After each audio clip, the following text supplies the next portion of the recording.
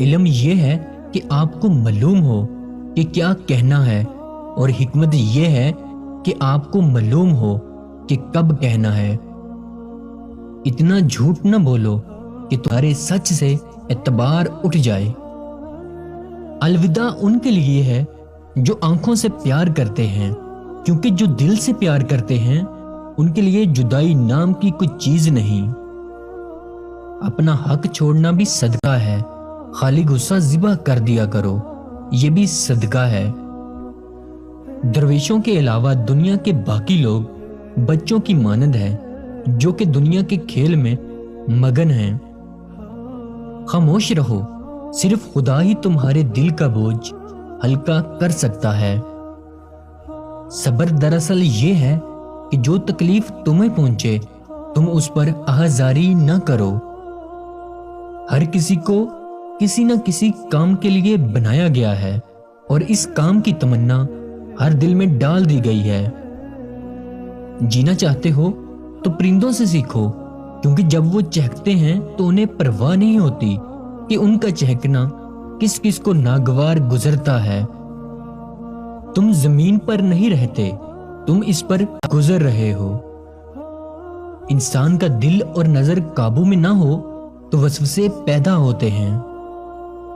زندگی میں جب بھی تم تنہائی محسوس کرو تو یاد رکھو خدا نے سب کو دور کر دیا تاکہ پیچھے صرف تم اور وہ رہ جائے۔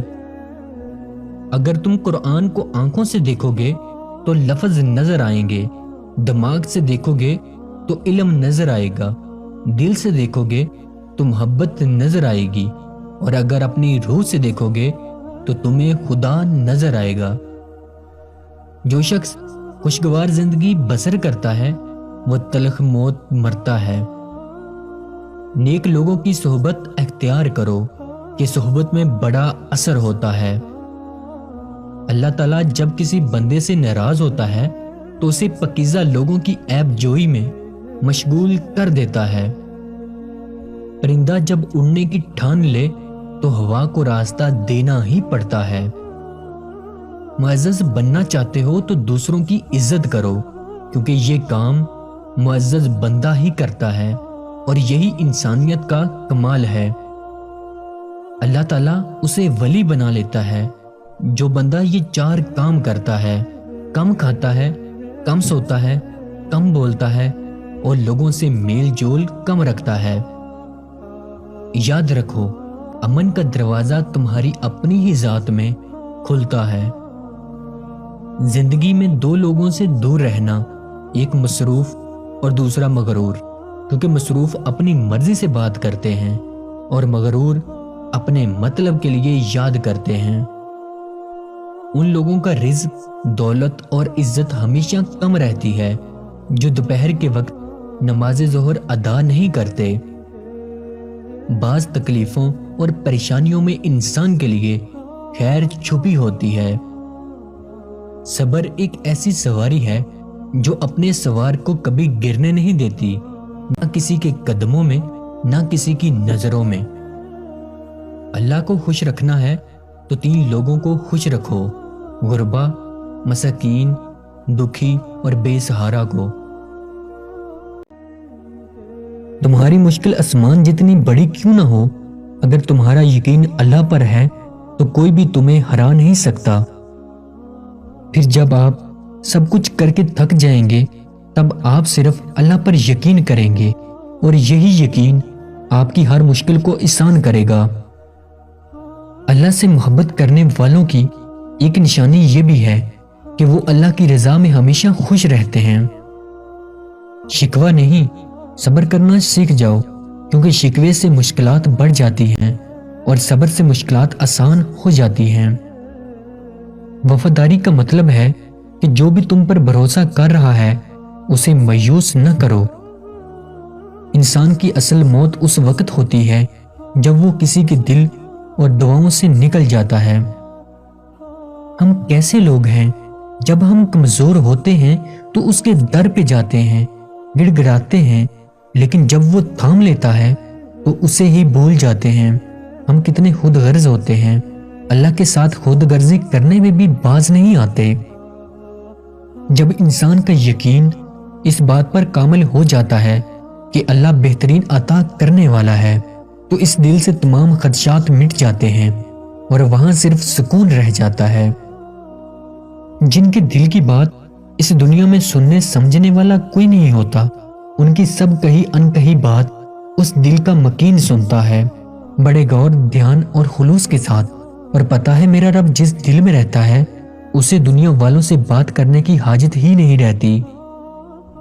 ضروری نہیں بیمار ہونے کے لیے بیماری کی ضرورت ہو، کچھ لوگ دوسروں کی خوشیاں دیکھ کر بھی بیمار ہو جاتے ہیں۔ عورت ایک تصویر کی مانند ہے، اگر جاہل کے ہاتھ لگ جائے تو اپنی قدر کھو دیتی ہے، مگر صاحب دانش اس انمول ہیرے کو پیش قیمت خیال کرتا ہے۔ حضرت علی رضی اللہ تعالیٰ عنہ نے فرمایا، تم جنت نہ مانگو بلکہ تم دنیا میں ایسے کام کرو کہ جنت تم کو مانگے۔